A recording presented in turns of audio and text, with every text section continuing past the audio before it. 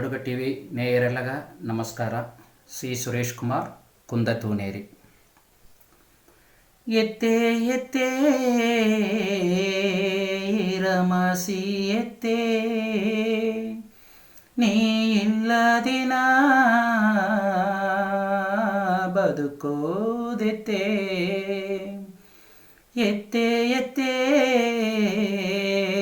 ಎಂಗ ಕಾಡೆ ಎತ್ತೇ ನೀ ತೋರದೆಂಗೆ ಎನ್ನ ಬರೆಯೋ ಎತ್ತೇ. ನಿನ್ನ ತೇಡಿ ಬಂದೆ ಬಂದ ದಾರಿ ದೂರ ಇಲ್ಲೇ ಅರಸ ಎನಗ ತಂದೆ ಇಂದು ನ ಜನವು ಬಾರ ಇಲ್ಲೇ.